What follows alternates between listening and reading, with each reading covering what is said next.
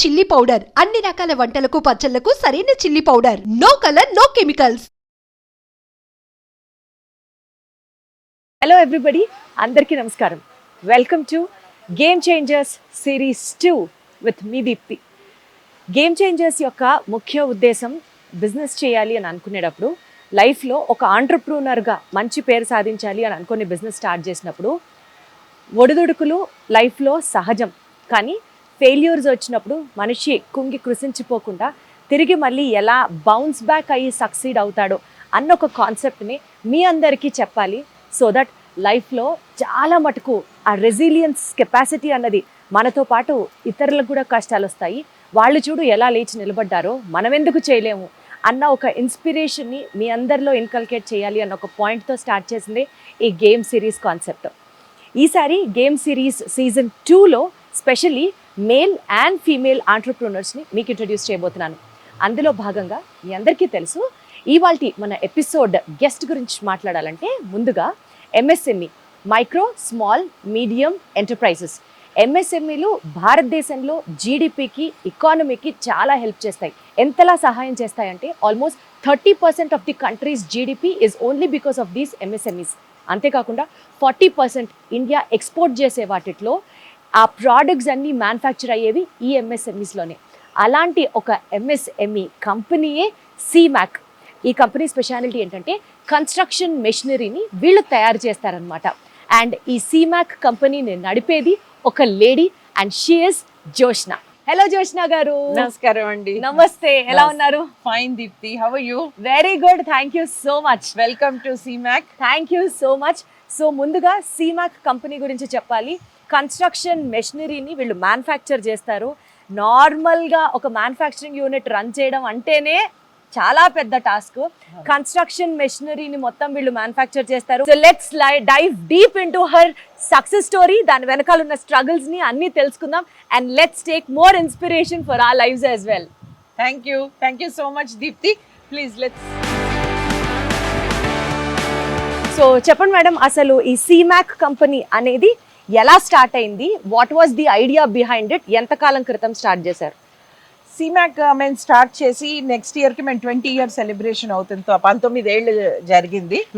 And ఈ idea basically రావడానికి కారణం ఏంటంటే 19 ఏళ్ల క్రితమే మన దగ్గర ఈ హై రైజ్ కన్స్ట్రక్షన్స్ బాగా ఎక్కువగా డిమాండ్లోకి రావటం, హై రైజ్ కన్స్ట్రక్షన్స్ మీద మన కన్స్ట్రక్షన్ ఇండస్ట్రీ ఫోకస్ చేయటం జరిగింది. సో అలాంటప్పుడు ఈ మెటీరియల్ని కానీ మనుషుల్ని కానీ పైకి తీసుకువెళ్ళటం అనేది ప్రతి కన్స్ట్రక్షన్ దీంట్లో కూడా ప్రాజెక్ట్స్లో కూడా అదొక పెద్ద ఛాలెంజ్ అయింది. సో ఒక బిజినెస్ అంటేనే మనము ఏదైనా ఒక ప్రాబ్లంకి ఒక సొల్యూషన్ ఇవ్వటమే. సో ఆ విధంగా మేము ఆలోచించాం, ఎందుకు మనం ఇలాంటి ఒక ప్రాబ్లంకి మనం ఒక సొల్యూషన్ ఇవ్వగలిగితే చాలా బాగుంటుంది, మన ఫ్యూచర్ కూడా చాలా బాగుంటుంది. ఎందుకంటే ఇక ఫ్యూచర్ అంతా కూడా high rise constructions, high rise projects రాబోతున్నాయి కాబట్టి అని చెప్పి. సో అలాంటప్పుడు మనం తయారు చేసే ముందు అసలు గ్లోబల్గా ఎట్లా ఉంటుంది అని చెప్పి ఫస్ట్ మేము ప్రపంచవ్యాప్తంగా ఇట్లాంటి వాటికి, ఎందుకంటే మిగతా దేశాల్లో ఆల్రెడీ హై రైజ్ కన్స్ట్రక్షన్స్ అనండి చాలా పెద్ద పెద్ద ఇవన్నీ ముందు జరుగుతున్నాయి కదా. సో మనం ఎలా దీనికి సొల్యూషన్ ఇవ్వగలుగుతాం, దీన్ని కొంచెం ఇండియనైజ్ ఎలా చేయగలుగుతాం అని చెప్పి మేము ఇంటర్నేషనల్ ఎగ్జిబిషన్స్లో పార్టిసిపేట్ చేసి చూసి అక్కడ నుంచి నేర్చుకుని ఫస్ట్ ఇనీషియల్గా ట్రేడింగ్తో స్టార్ట్ చేసాం. Trading, okay. సో అక్కడ నుంచి తేవటం, ఇక్కడ అమ్మటం. అచ్చా. సో మెషినరీని అక్కడి నుంచి తెచ్చేవారు, ఇక్కడ అమ్మేవాళ్ళం. డిఫరెంట్ వెరైటీస్ ఆఫ్ మెషినరీ ఇక్కడ అవసరం ఉన్నట్లాంటివి ఏంటి అని తీసుకుని చేయటం మొదలు పెట్టాం. సో ఇనీషియల్ గా మేము బాగా ఫేస్ చేసిన ఛాలెంజ్ ఏంటంటే టైమింగ్. ఇప్పుడు వాళ్ళు ఎవరో ఒక ఆర్డర్ ఇచ్చిన తర్వాత మనం వేరే దేశంలో ఆర్డర్ ఇవ్వటం, అక్కడ నుంచి అది షిప్లో బయలుదేరి ఇక్కడికి వచ్చి చేయటం వల్ల దాదాపు ఒక 3 నెలలు 4 నెలలు ఒక ఆర్డర్ వచ్చి అది మెచ్యూర్ అయ్యే వరకు టైం పడుతుంది. రైట్. సో ఇంత టైం మనకు అవసరమా, ఇది కాదు మనమే మ్యానుఫ్యాక్చర్ చేసుకోవాలి అని చెప్పి స్లోగా మేము ఇండియాలోనే మ్యానుఫ్యాక్చర్ చేద్దాము అని చెప్పి మొదలు పెట్టాము. సో అక్కడ నుంచి ఇంకా మా మ్యానుఫ్యాక్చరింగ్ జర్నీ అనేది స్టార్ట్ అయింది. సో బేసికల్గా ఈ కన్స్ట్రక్షన్ మెషినరీ అంటే ఏమేమి తయారు చేస్తారు మేడం? లైక్ ఫర్ ఎగ్జాంపుల్ ఇక్కడ ఏవేవో చాలా కనిపిస్తున్నాయి నాకు. ఏంటి అసలు కన్స్ట్రక్షన్ మెషినరీ యాజ్ సచ్ ఏమేమి తయారు చేస్తారు మీరు? కన్స్ట్రక్షన్ మెషినరీ అనేది ఒక పెద్ద ప్రపంచం. కానీ మేము ఫోకస్ చేసుకున్నది ఏంటి అని అంటే కనుక హై రైజ్ కన్స్ట్రక్షన్స్లో మనుషుల్ని మెటీరియల్ని తీసుకువెళ్ళటానికి ఎక్కడైతే లిఫ్ట్ చేయాలి, ఎక్కడైతే రీచబిలిటీ ఒక ఇష్యూ ఉంటుందో, so lift and reach as a solution ఇవ్వాలి అనేసి మేము దాంట్లోనే ఫోకస్ చేసాం. ఎందుకంటే ఏ ఇండస్ట్రీ తీసుకుంటే అదొక పెద్ద ఓషన్, అన్నీ మనం ప్రొవైడ్ చేయలేము, అన్నీ మనం చేయలేము. సో మా focus area has been on lift and reach kind of equipment అనమాట. సో ఏదైనా పెద్ద బిల్డింగ్కి lifts construction, during the construction use చేసే లిఫ్ట్స్, ఇప్పుడు మీరు చూసారు కదా ఇవన్నీ కూడా అవి కన్స్ట్రక్షన్ జరుగుతున్నప్పుడు యూస్ చేసేటువంటి లిఫ్ట్స్ అనమాట. రైట్. సో మనుషుల్ని వాటిని తీసుకెళ్ళడానికి స్లోగా దాని అప్లికేషన్ అక్కడ నుంచి మొదలుపెట్టి మేము ఓన్లీ మెటీరియల్ తీసుకువెళ్ళేటువంటి మెటీరియల్ లిఫ్ట్స్ని కూడా మేము తయారు చేస్తున్నాం. అంటే అది ఓన్లీ మెటీరియలే తీసుకెళ్తారు వాళ్ళు, కాంక్రీట్ కావచ్చు, లేకపోతే బ్రిక్స్, లేకపోతే ఇంకేదైనా తీసుకెళ్లేవి. సో మెటీరియల్ లిఫ్ట్స్ కూడా మా దగ్గర తయారవుతాయి. ఓకే, సో ఇవన్నీ కన్స్ట్రక్షన్ మెషినరీ కిందకి వస్తాయి. కన్స్ట్రక్షన్ మెషినరీ కిందకి వస్తాయి.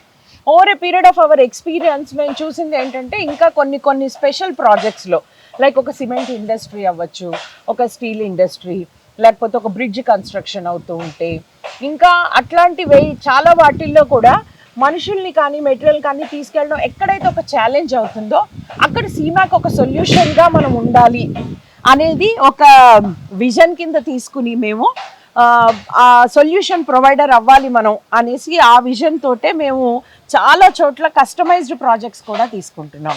ఓకే, సో ఇక్కడ వస్తుంది మేడం నా డౌట్. ఇప్పుడు బీయింగ్ అ ఉమెన్ బిజినెస్ చేయాలి అని అనుకున్నప్పుడు XYZ n number of options ఉంటాయి.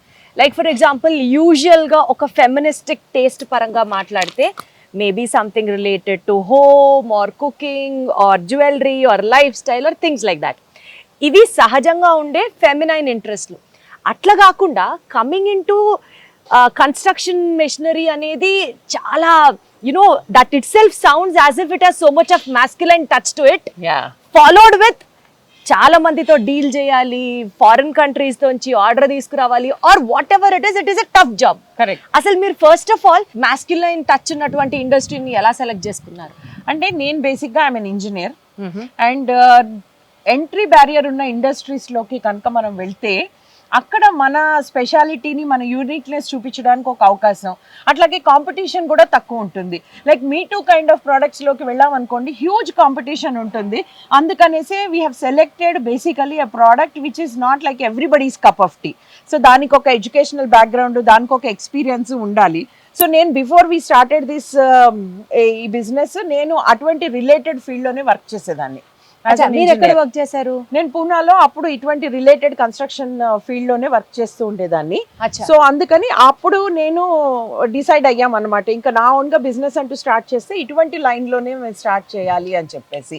Because I have seen that ఇలా engineering products some which has more technical touch ఉన్నవి ఎవరంటే వాళ్ళు వచ్చి స్టార్ట్ చేయలేరు, ఆ బ్యాక్గ్రౌండ్ ఉండాలి. సో అప్పుడు కాంపిటీషన్ కూడా తక్కువ ఉంటుంది. ఇఫ్ యూ సీ మా kind of equipment all over ఇండియాలో మ్యానుఫ్యాక్చరర్స్ చూస్తే ఒక 5-6 కన్నా ఎక్కువ ఉండరు. సో అటువంటి యునిక్నెస్ని మేము తీసుకురాగలిగాం. ఎంత మీకు ఆ ఎడ్యుకేషనల్ బ్యాక్గ్రౌండ్ ఉన్నా, లేకపోతే అలాంటి ఒక చోట మీరు వర్క్ చేసిన వర్క్ ఎక్స్పీరియన్స్ ఉన్నా, ఇలాంటి ఒక ఇండస్ట్రీ స్టార్ట్ చేయాలి అని అనుకున్నప్పుడు మీరు ఇంట్లో చెప్పినప్పుడు ఇంట్లో వాళ్ళ రెస్పాన్స్ ఏంటి?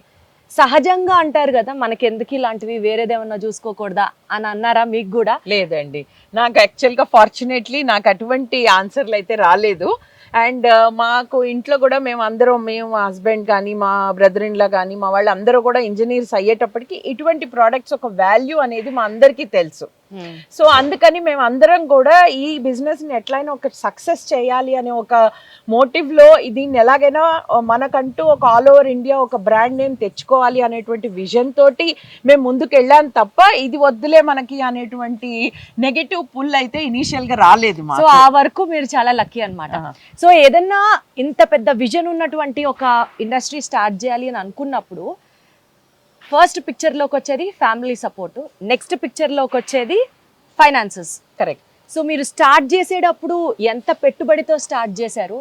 వాజ్ దట్ రియలీ ఈజీ అనుకున్న వెంటనే, లేదా మీరు Born with golden spoon and Born with silver spoon ఫ్యామిలీలో వచ్చారా? మాది అంతా కూడా అటు నాకు మా నాన్నగారు కానీ ఇటు మా మామగారు కానీ సర్వీస్ ఇండస్ట్రీ, అంటే వాళ్ళు ఉద్యోగాలు చేసిన వాళ్ళే తప్ప మేమందరం ఎంటర్ప్రినరల్ ఫ్యామిలీ నుంచి కాదు.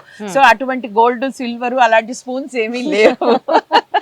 సో అలాంటప్పుడు అంటే బిజినెస్ స్టార్ట్ చేసినప్పుడు డెఫినెట్గా ఏమవుతుందంటే బ్యాంక్ వాళ్ళని కన్విన్స్ చేయడం కూడా చాలా కష్టం అవుతుంది ఇనీషియల్గా.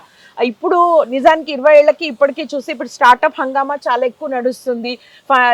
వెంచర్ క్యాపిటల్ అని లేకపోతే బ్యాంక్ ఫండింగ్ ఇవ్వటం అనేది ఇవన్నీ కూడా చాలా ఎక్కువగా జరుగుతున్నాయి. కానీ అప్పుడు అంత లేదు. ప్లస్ ఇటువంటి బిజినెస్లో అందులో మేము చెప్పాం కదా, ఫస్ట్ ట్రేడింగ్లో స్టార్ట్ చేసినప్పుడు చాలా limited budget, like about 10 to 15 lakhs budget తోటి మేము ఇది మొదలు పెట్టాం. 15 లక్షలు ఎప్పుడు 20 ఏళ్ల క్రితం. ఎందుకంటే అది కూడా మేము ఉద్యోగాలు చేసి సేవ్ చేసుకున్న అమౌంట్ అంతా పెట్టేసి, అప్పుడు మాకు ఇలా మన సొంత డబ్బులు పెట్టకూడదు, బ్యాంక్ నుంచే మొత్తం తెచ్చుకోవాలనేటువంటి విఘ్నత కూడా లేదు. నేను తర్వాత కోవే లాంటి చోట వెళ్ళి చాలా అవేర్నెస్ సెషన్స్ అందరితో మాట్లాడి కోచెస్ని పెట్టుకున్న తర్వాత మాకు ఇలాంటి తెలివంతా వచ్చిందనమాట. సో అప్పుడు మా డబ్బులు పెట్టుకుని మేము స్టార్ట్ చేసాం. చేసినప్పుడు కూడా బ్యాంకుల్ని కన్విన్స్ చేయటం అనేది ఒక పెద్ద ఛాలెంజ్ అయింది. సో అందుకని కొంత ప్రైవేట్ నుంచి మేము ఫండింగ్ తెచ్చుకుని అట్లా చేసాము. ఈ ఫండ్ లేకపోవడం వల్ల కూడా ఏంటంటే మనం ఫస్టే ఆర్డర్ ఇచ్చి మొత్తం తెచ్చేసుకుని అమ్మితే ఒక వేరేలా ఉంటుంది. ఒకళ్ళు ఆర్డర్ ఇచ్చాక వాళ్ళ దగ్గరే అడ్వాన్స్ తీసుకుని మళ్ళీ మనం ఆర్డర్ ఇచ్చి తెచ్చుకుంటే దాని టైం కానీ దాని నుంచి వచ్చేటువంటి ప్రాఫిటబిలిటీ కానీ తగ్గిపోతుంది.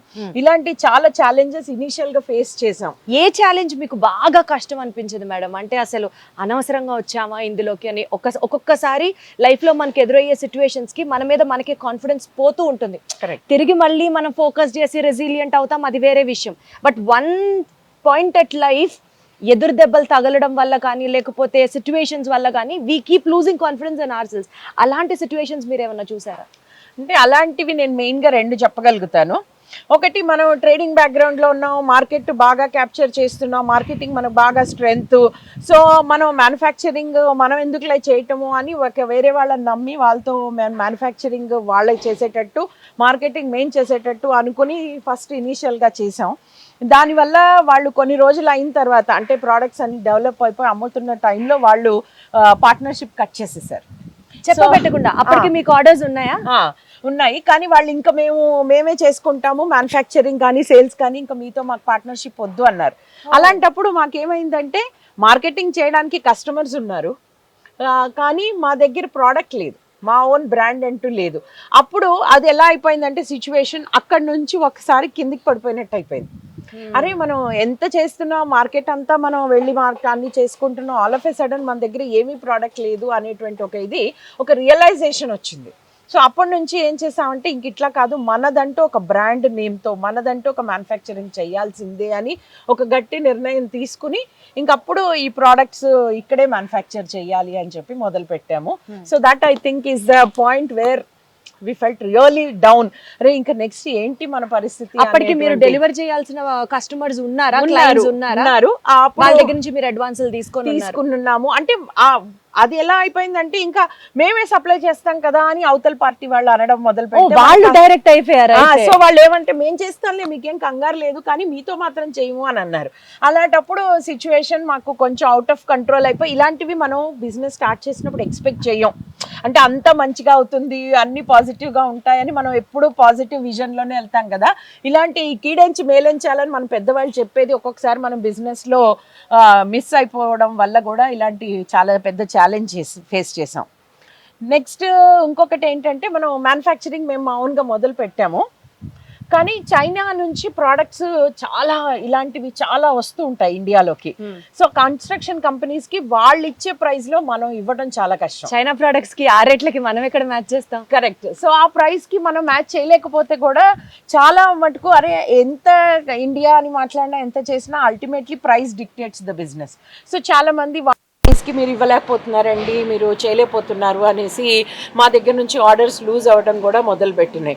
అది కూడా ఒక చాలా డెస్పరేట్ మూమెంట్. ఎలాగా ఏ రకంగా చేసినా మనం వాళ్ళ ప్రైస్ మ్యాచ్ చేయలేకపోతున్నాం, అక్కడ నుంచి తేవద్దు మనం మేక్ ఇన్ ఇండియా అనుకున్నాం, ఎట్లాగా అని అనుకుంటున్న సిచ్యువేషన్లో ఒక విధంగా ఈ మేక్ ఇన్ ఇండియా క్యాంపెయిన్ అనేది గవర్నమెంట్ బాగా, సెంట్రల్ గవర్నమెంట్ కానీ లేకపోతే అప్పుడు మేక్ ఇన్ తెలంగాణ అని తెలంగాణ గవర్నమెంట్ కానీ బాగా ఫోర్స్ చేయటం వల్ల ఏమైందంటే మళ్ళీ మన ప్రోడక్ట్స్కి ఒక లైట్ వచ్చింది.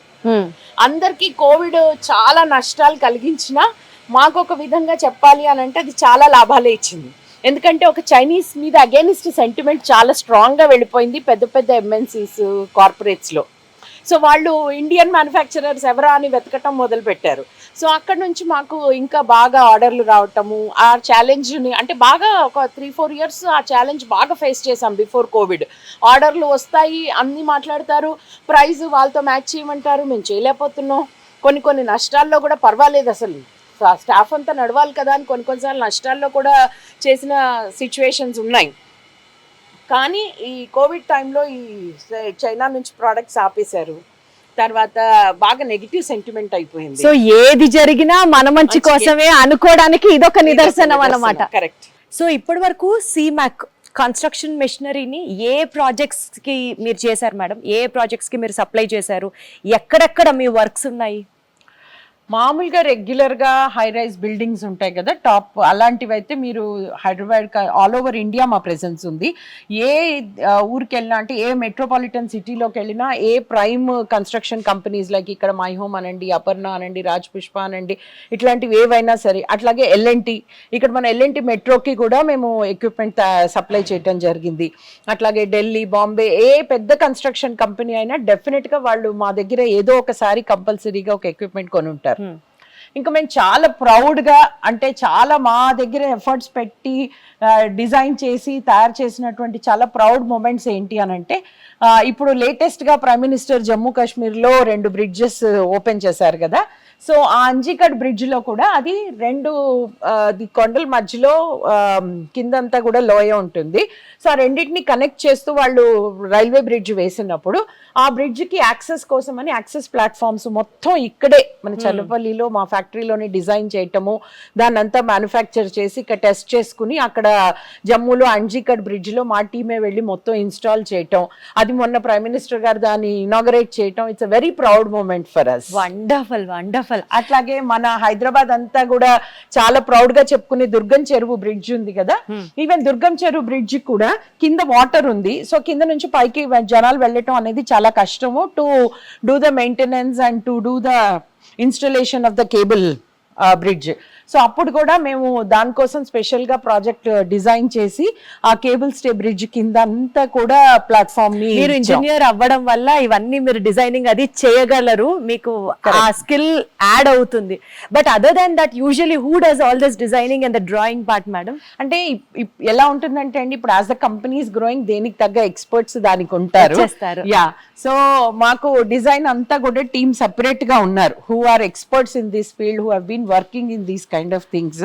సో అట్లాంటి ఇనిషియల్ డేస్ లో మీరే చేసేవారా? అంటే లేదండి, ఇనీషియల్ గా కూడా నా కాంపిటెన్స్ డిజైన్ చేయటంలో లేదు, కస్టమర్ ప్రాబ్లం ఏంటి అని అర్థం చేసుకోవటం వరకే ఇది.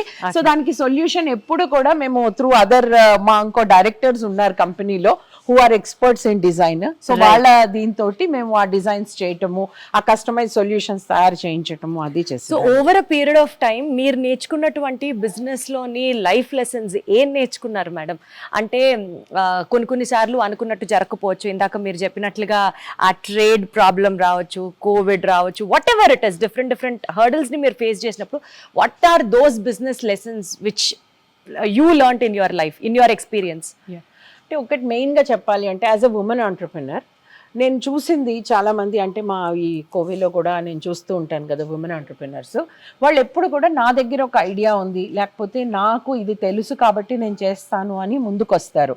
అది అక్కడితోటే ఆగిపోతుంది. But over a period of time what I have learned is ఒక లాంగ్ విజన్, అంటే ఒక purpose beyond me, my self and my talent. ఒక పెద్దది మనం ఏదైనా ఎస్టాబ్లిష్ చేయాలి, ఆల్ ఓవర్ ఇండియాలో మనదంటూ ఒక నేమ్ ఉండాలి, ప్రపంచ వ్యాప్తంగా మన ప్రోడక్ట్ వెళ్ళాలి, ఇటువంటి ఒక విజన్ మాకు ఒక 20 years నుంచి ఉంది. కాబట్టి ఓకే, దాన్ని సాధించుకోవడంలో మేము కొంత స్లో అయి ఉండొచ్చు, కొంత ఫాస్ట్ అయి ఉండొచ్చు, ఏదైనా అవ్వచ్చు, కానీ అటువంటి బిగ్ విజన్ అనేది చాలా అవసరము ఫర్ అస్. ఇవాళ ఇండియా ఉన్న పరిస్థితిలో ఎవరికైనా సరే నేను చెప్పేది అదే అనమాట, మనకు ఒక లాంగ్ టర్మ్ విజన్, ఒక పెద్ద విజన్ ఉండాలి. ఏదో నా మటుకు నా సరిపోతుందిలే అనేటువంటిది కాకుండా చేస్తే ఎన్నో అవకాశాలు మనకి ముందుకు వస్తాయి. ఇది నేను బాగా నేర్చుకున్నది, ప్లస్ నేను ఎవరికైనా స్పెషల్లీ కాలేజెస్కి వెళ్ళినా, ఈ పిల్లలకి ఎవరికైనా చెప్పినా కూడా this is what I keep telling. So what is the vision of Seemac down the lane of 10 years from today? Our vision is now ఇప్పుడు దాకా ఇండియాలో ప్రతి మూల మేము మా ఎక్విప్మెంట్ వెళ్తోంది. ఎటువంటి కష్టమైన ప్రాజెక్ట్స్ కైనా, లైక్ ఇప్పుడు కలకత్తాలో కూడా హుగ్లీ రివర్ మీద మళ్ళా ఆ బ్రిడ్జ్ ని మళ్ళా వాళ్ళు ఇన్స్టాల్ చేస్తున్నారు. సో దానికి కూడా మా ఎక్విప్మెంట్ వెళ్తోంది. అట్లా ప్రతి చోట వెళ్తోంది కదా. అలా రేపు ప్రపంచ వ్యాప్తంగా కూడా మా ఎక్విప్మెంట్ వెళ్ళాలి. మేక్ ఇన్ ఇండియా బ్రాండ్ తోటి మనము ఈ చైనీస్ ప్రోడక్ట్స్ కి ధీటుగా మనం ఒక కాంపిటీషన్ లో నిలబడి ప్రపంచం మనల్ని యాక్సెప్ట్ చేసేటువంటి విధంగా సొల్యూషన్స్ ప్రొవైడ్ చేయాలి. Is our vision for coming 10 years. So pan India కాదు, పాన్ గ్లోబల్ లెవెల్ లోనే ఎదగాలి అన్నది మీ విజన్ అండ్ అంబిషన్ లాగా, గోల్ లాగా కనిపిస్తుంది నాకు. అవునండి. బాగా హై రైజ్ బిల్డింగ్స్ లో హ్యూమన్ లేబర్ ని అక్కడ దాకా తీసుకెళ్లి వర్క్ చేయించడానికి చేసే ఎక్విప్మెంట్ అంటున్నారు కదా, వీటిలో సేఫ్టీ ప్రికాషన్స్ ఎలా ఉంటాయి? లైక్ ఫర్ ఎగ్జాంపుల్ ఇప్పుడు మనం వెళ్తూ కూడా ఎక్స్పీరియన్స్ చేయొచ్చా సేఫ్టీది? అంటే ఎక్స్పీరియన్స్ అంటే అలాంటి సేఫ్టీ టెస్ట్లు మనం ఇప్పుడు చెయ్యక్కర్లేదు. కానీ నిజంగా ఏదైనా అవుతే దీనికి ఒక 3 to 4 levels ఆఫ్ సేఫ్టీ ఉంటుంది. సో ఒకటి ఫెయిల్ అయితే ఇంకోటి ఫెయిల్ అయితే ఇంకోటి. ఎందుకంటే ఇవన్నీ కూడా as per norms compulsory. Anything ఎక్కడైనా మనిషి మూవ్ అవుతున్నాడు అంటే ఇన్ని లెవెల్స్ ఆఫ్ సేఫ్టీ కంపల్సరీ అన్నమాట. సో మన కంపెనీ రికార్డు మన చాలా గర్వంగా చెప్పుకునేది ఏంటంటే ఎక్కడ కూడా ఇప్పటి వరకు ఇన్నేళ్లలో ఒక సేఫ్టీ ఫెయిల్ అయిందని కానీ ఏదైనా ఒక ఎర్రర్ జరిగిందని కానీ లేదు. So let's get into the construction lift and talk many more things about it. Chalo, padanni madam. 10-15 లక్షలతో స్టార్ట్ చేసినటువంటి ఈ కంపెనీ ఇవాళ రోజున ఎంతమందికి ఉపాధి కల్పిస్తోంది, ఎంత టర్న్ ఓవర్ చేస్తున్నారు, అండ్ ఎంతమంది స్టాఫ్ వర్క్ చేస్తున్నారు మీ దగ్గర? మా దగ్గర ఇవాళ డైరెక్ట్ గా మా కంపెనీ పేరోల్స్ లో ఒక 250 మంది వర్క్ చేస్తున్నారు. మేము ఇవాళ 100+ crores టర్న్ ఓవర్ లో ఉన్నాము. ఇది కాకుండా మా కోసమే ఎక్స్క్లూజివ్ గా మ్యానుఫ్యాక్చర్ చేసే వెండర్స్ కూడా చాలా మంది మాకు మా చుట్టుపక్కల ఉన్నారనమాట. ఇంతమంది హ్యూమన్ మేనేజ్మెంట్ అనేది ఎప్పుడు టాస్క్ అంటే ఆ విషయంలో ఎప్పుడు ప్రాబ్లమ్స్ రాలేదా అండి? వస్తాయి, డెఫినెట్ గా వస్తాయి. ఎందుకంటే హ్యూమన్ ఎక్కడ ఉంటే అక్కడ మంచి ఉంటుంది, ప్రాబ్లమ్స్ ఉంటాయి కదా. సో డెఫినెట్ గా ఉంటుంది. ఇనీషియల్ గా ఏంటి అని అంటే మనం షాప్ ఫ్లోర్ లోకి వెళ్ళి లేకపోతే మనం ఈ ప్రోడక్ట్ దీంట్లో డీల్ చేసేటప్పుడు కొంత విమెన్ తక్కువగా ఉంటారు కాబట్టి మెన్ యాక్సెప్టెన్స్ కూడా తక్కువే ఉంటుంది. మీరేంటి మాకు చెప్పేది, ఎవరినైనా వేరే వాళ్ళని పిలవండి అనే టైప్ లో ఉంటారు. మనం చెప్పేది అంత సీరియస్ గా తీసుకోరు. సో దానికోసం ఏంటంటే జనరల్ గా ఒక మ్యాన్ చేసే దానికన్నా కూడా as a women I had to extend more of my self. అంటే నాకు ఇవన్నీ తెలుసు, నేను మీకు చెప్పగలను అని చెప్పడం కోసంగా మేము కొంచెం ఎక్కువ ఎఫర్ట్స్ పెట్టాల్సి వచ్చింది. అంతేగాని అదే పరిస్థితిలో ఒక మ్యాన్ ఉండి చెప్తూ ఉంటే మనం చాలా ఈజీగా వర్కర్స్ ఎక్స్ట్రాగా ఏం ఎఫర్ట్స్ పెట్టారు మేడం మీరు? అంటే నాలెడ్జ్, ప్రోడక్ట్ నాలెడ్జ్, తర్వాత వాళ్ళు చేస్తున్న తప్పులు మనం కనిపెట్టి వాళ్ళకి ఇట్లా కాదు ఇట్లా చేసుకోవాలి అని చెప్పటం. సో దానికోసం I had to prove my self more. అదే ఒక మ్యాన్ ఉండి వాళ్ళు చెప్తూ ఉంటే వాళ్ళు చెప్పింది 100% కరెక్ట్ అయినా కాకపోయినా వీళ్ళు జనరల్ గా వీళ్ళు ఓకే అని యాక్సెప్ట్ చేసేస్తారు. సార్ చెప్పాడు మనం చెయ్యాలి అని. సో ఒక లేడీ చెప్తుంటే ఆ ఈవెంట్లే చెప్పేది, మనం ఇంట్లో వినేది అని యాటిట్యూడ్ ఉంటుంది. ఇనిషియల్ గా ఉండేది. కానీ ఇప్పుడు నా ఓవర్ పీరియడ్ ఆఫ్ టైం అసలు లేడీ టైగర్ అక్కడ కాబట్టి ఎవరైనా వినాల్సిందే మాట. ఇప్పుడు ఇంకా అసలు ఎవరు అలాంటి క్వశ్చన్స్ చేసే పరిస్థితి. ఇనిషియల్ గా అదొక ఛాలెంజ్ ఉండింది. తర్వాత ఈ రంగంలో ఏమవుతుంది అని అంటే ఇంకా మ్యాన్ పవర్ ని రిటైన్ చేయడం కోసంగా కూడా మనం చాలా లాట్స్ ఆఫ్ ఎఫర్ట్స్ పెట్టాలి. అక్కడ as a women we have lot of advantage. ఎందుకు అని అంటే మనకి ఎంపతి ఎక్కువగా ఉంటుంది. We understand their family problems కూడా మనం కొంచెం అర్థం చేసుకోగలుగుతాం. సో లేడీస్ కి కదా మనం అందుకని కొంచెం ఎంపతి ఎక్కువే ఉంటుంది. అవతల వాళ్ళు ఏదైనా ప్రాబ్లమ్స్ చెప్పినా మనం వెంటనే కనెక్ట్ అయిపోగలుగుతాం. అండ్ నేను అబ్జర్వ్ చేసింది over a period of time నాకు వేరే డైరెక్టర్స్ కన్నా నాతోటి మోర్ ఓపెన్ గా ప్రాబ్లమ్స్ డిస్కస్ చేసి చెప్పడం జరుగుతుంది. సో ఆల్సో ఆ రిలేషన్షిప్ బిల్డింగ్, ఒక ఫ్యామిలీ అట్మాస్ఫియర్ తీసుకురావటం వల్ల కూడా అంటే it's a balance between people and process. ఎంతసేపు ఓన్లీ హ్యూమన్ అంటే ఎంతసేపు only systems, process, structure, machines, డెలివరీయే కాకుండా కొంత అమౌంట్ ఆఫ్ పీపుల్ ట్రైనింగ్ అనండి, లేకపోతే పీపుల్ ఇంటరాక్షన్స్, ఒక family environment, we go for picnics and then every day they play cricket here. Madam అడుగుతాను, మీ వాళ్ళని నిజంగా పిక్నిక్లు, ఎంటర్టైన్మెంట్లు, క్రికెట్లు ఉంటాయా? ఉంటుందా లేకపోతే ఏదో కెమెరా ముందర చెప్తున్నారా? క్రికెట్ కూడా టోర్నమెంట్ జరుగుతుంది. లాస్ట్ ఇయర్ ప్రైజ్ కూడా వచ్చింది మా సినిమా. ఓ వావ్. అయితే బేసికల్ గా మేడం స్ట్రిక్టా లేకపోతే మంచి విజనరీయా లేకపోతే ఎంపాథెటిక్ గా ఉంటారా? ఉండే టైంలో స్ట్రిక్ట్ ఉంటారు. That's the friendly thing. Madam ఒక్కటి చెప్పండి, యాక్చువల్లీ మూడ్ స్వింగ్స్ కావచ్చు, బాడీలో జరుగుతున్న హార్మోనల్ చేంజెస్ కావచ్చు, ఫ్యామిలీ బ్యాలెన్స్ చేయాలి, వర్క్ ని బ్యాలెన్స్ చేసుకోవాలి. అందుకని అంటారు కదా మల్టీ రోల్ ప్లే చేసే కెపాసిటీ ఓన్లీ విమెన్ కి ఎక్కువ ఉంటుంది అని అంటారు కదా. సో ఈ నేపథ్యంలో మీకు ఎప్పుడన్నా ఆ హెల్త్ బాగాలేనప్పుడు కానీ, స్ట్రెస్ ఎక్కువైనప్పుడు కానీ, what are your daily practices to make yourself grounded always, so that ఇంత పెద్ద టార్గెట్ ఉంది, మనం కూల్ గా ఉండాలి, I should not break down, అలాగా మీకు మీరు చెప్పిన సందర్భాలలో what you have to do actually, మీ డైలీ రిచువల్స్ ఏంటి? నా main daily ritual is yoga.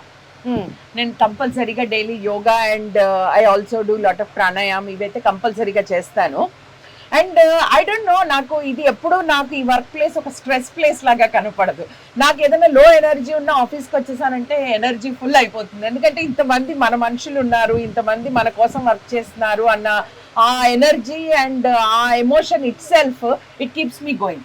అది నేను ఏ రోజు కూడా ఐ డోంట్ థింక్ నాకు వర్క్ వైజ్ గా స్ట్రెస్ ఉంది. ఏదో బయట వేరే విషయాల్లో ఎక్కడైనా స్ట్రెస్ ఫీల్ అయ్యి ఉండొచ్చు కానీ, బట్ వర్క్ లో మటుకు అప్స్ అండ్ డౌన్స్ అవన్నీ వస్తూనే ఉంటాయి కానీ, బట్ ఇక్కడికి వచ్చేసానంటే మాత్రం నాకు ఎనర్జీ ఫుల్ అయిపోతుంది. బట్ బేసికల్ గా ఒక బీయింగ్ అ ఫీమేల్, ఫ్యామిలీ, పిల్లలు, వాళ్ళ స్కూళ్ళు, కాలేజీలు, టైంకి వంట చేయడాలు, కుటుంబ బాధ్యతలు కూడా ఉంటాయి కదా. 100% ఉంటాయి. అది డెఫినెట్ గా అది వదిలిపెట్టి మనం చేస్తే కూడా మనకి రావాల్సినటువంటి రెస్పెక్ట్ కూడా ఫ్యామిలీలో కూడా రాదు. సో ఆ విధమైనటువంటి కొంత amount of juggling between family and friends and అంటే keeping up our presence in the family rituals, వాటిల్లో కూడా దెన్ మెయిన్ గా పిల్లలు. కానీ మా పిల్లలతో నాకు ఎప్పుడు ప్రాబ్లం రాలేదు. మాకు 2 అబ్బాయిలు, వాళ్ళిద్దరూ దే గ్రూ అప్ విత్ సిమాక్. వాళ్ళు స్కూల్కి వెళ్తున్నప్పటి నుంచి మాకు కంపెనీ గ్రో అవుతుంది, వాళ్ళు అలానే గ్రో అవుతున్నారు. సో వాళ్ళకి సిమాక్ వేరు, మన పేరెంట్స్ వేరు, లేకపోతే అది వాళ్ళ ఆఫీసు, ఇది మన ఇల్లు అలా లేదు. సో దే ఆల్సో పిల్లల్ని మీరు కూడా వాళ్ళు పెరిగేటప్పుడు కంపెనీకి తీసుకురావడం, వాళ్ళు అక్కడ హోంవర్క్ చేసుకుంటూ ఉంటే మీరు ఇక్కడ అకౌంట్స్ చూసుకుంటూ ఉండడాలు, అలాంటి సిచ్యువేషన్స్ ఉన్నాయి. తర్వాత మా ఇంట్లో ఫ్రీక్వెంట్ గా జరిగేటువంటి డిస్కషన్స్ లో పిల్లలు కూడా వింటూ వాళ్ళతో వచ్చి వాళ్ళు మాట్లాడేస్తూ ఉండడం. So this has become like more like ఏ మా ఫ్యామిలీ. కంపెనీ ఎప్పుడు కూడా అది ఒకటి ఇది ఒకటి అనేటువంటి సంభవం, ఆ 2 కంపార్ట్మెంటలైజేషన్ అనేది ఎక్కువ జరగలేదు మాకు. సో అందుకని నేను ఆలోచిస్తే ఎలా మేనేజ్ చేసాము అంటే ఐ డోంట్ నో, సంభవం అలాగా పిల్లలు కూడా దీన్ని యాక్సెప్ట్ చేసేసి, ఈ రోల్ ని యాక్సెప్ట్ చేసి అట్లా వెళ్ళిపోయారు. కాబట్టి ఐ థింక్ దాన్ని అంటారు బ్యూటిఫుల్ గా బ్లెండ్ చేసుకోవడం, వర్క్ లైఫ్ బ్యాలెన్స్ అంటే అని. అది అలా జరిగిపోయింది కాబట్టి కూడా ప్రాబబ్లీ అంత ఎక్కువ స్ట్రెస్ ఫీల్ అవ్వలేదు అని నాకు అనిపిస్తుంది. స్ట్రెస్ ఫీల్ అవ్వట్లేదు కాబట్టి ఇంత 100 కోట్ల టర్న్ ఓవర్ దాకా రాగలిగింది ఈ company. One single question madam before we wind up our interview.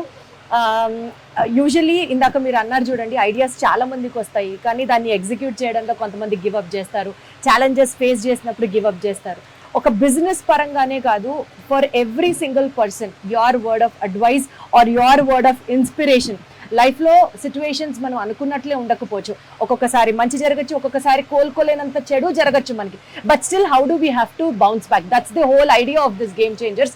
మీరేం చెప్తారు, being a successful entrepreneur and a lady for that matter, ఏం చెప్తారు? సో నేను బిలీవ్ చేసిన పాత్, నేను చేసిన ఇది ఏంటి అంటే, ఒకటి గురువులు.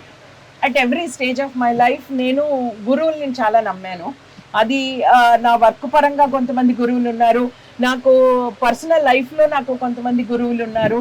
అట్లాగే అంటే గురువులు అంటే ఏదో స్వామీజీస్ అలా కాదు, వాళ్ళ ఎక్స్పీరియన్స్తో. ఇప్పుడు మా ఇంట్లోనే చూసుకుంటే, ఇప్పుడు మా అత్తగారు కానీ మా అమ్మ కానీ వాళ్ళు చెప్పింది నీకేం తెలుసు అని నేను డెఫినెట్గా కొట్టేసేయలేదు. వాళ్ళని నా గురువులుగా భావించి వాళ్ళ ఎక్స్పీరియన్స్ కొంత నేను తీసుకోగలిగాను చాలా మటుకు. అది ఒకటి నేను చెప్తాను. అట్లాగే వర్క్ పరంగా కూడా ఇందులో ఎక్స్పీరియన్స్ ఉన్న ఎంతో మందిని మా కంపెనీకి కోచెస్గా, మెంటర్స్గా పెట్టుకుని మేము వెళ్ళాము. అన్నిటికీ మించి ఒక భగవంతుడి మీద నమ్మకం, గాడ్ విల్లింగ్. అంటే మనకి ఎప్పుడు కూడా మనం అటువంటి ప్రశాంతమైనటువంటి మైండ్ క్రియేట్ చేసుకుని భగవంతుడిని నమ్మితే ఆటోమేటిక్గా మనకు ఆ ఎనర్జీ కూడా మన దగ్గరికి వస్తుంది అనేది మటుకు నేను చాలా స్ట్రాంగ్గా బిలీవ్ చేస్తాను. And that's what I tell hour young generation or whoever goes in that problems. మనం యాంకరింగ్ అనేది, ఒక తెడ్డు అనేది వేయగలిగితే, అది భగవంతుడిలో కావచ్చు, ఒక గురువులో కావచ్చు, మన ఫ్యామిలీలో ఏదో ఒక మెంబర్ మీద నమ్మకంతో కావచ్చు, అది వేస్తే అది ఎక్కడికి వృధా పోదు. అది డెఫినెట్గా అది మనకు ఒక రకమైనటువంటి బలాన్ని, ఒక రకమైన శక్తిని ఇస్తుంది. దానివల్లే మనం మన కష్టాలను అధిగమించి మనం పైకి ఎదగగలుగుతాం. Okay, so believe in somebody who is very close to you, who is senior to you, both in terms of experience and also in terms of age, Yeah. whatever it is. వాళ్ళ మీద నమ్మకం పెట్టండి is what your takeaway. Of course self మీద first thing, అన్నిటికీ మించి self power, self esteem అనేది కానివ్వండి, లేకపోతే మనం ఏదైనా సాధించగలం అని ఒక సెల్ఫ్ నమ్మకం మంచిదే. కానీ ఆ నమ్మకాన్ని బీట్ చేస్తూ మనకు కొన్నిసార్లు సిచ్యువేషన్స్ వస్తాయి. Right. అంటే ఇంకా మనం ఏం చేయలేమా అనేటువంటి ఒక సందిగ్ధ అవస్థలో మటుకు నేను బిలీవ్ చేసిన మార్గం ఎప్పుడు కూడా గురువు మార్గమే. వండర్ఫుల్ అండి, నిజంగా ఒక కొత్త విషయం తెలుసుకున్నాను. అండ్ అలాగే మీ సక్సెస్ స్టోరీ చాలా ఇన్స్పైరింగ్ అనిపించింది. అవుట్ ఆఫ్ ది బాక్స్ ఎలా ఆలోచించాలి, ఆలోచించడానికి కూడా గట్స్ కావాలి అన్నది ఒకటి రియలైజ్ అవుతూ దాన్ని ఇంతవరకు సక్సెస్ఫుల్ గా ఎగ్జిక్యూట్ చేసి ఇంకా చాలా మందిని ఇన్స్పైర్ చేస్తున్నందుకు గాను thank you so much. All the best, more power to you. Yeah, thank you so much for coming and covering our company here. Wonderful. It means a lot to us. Thank you. Thank you so much.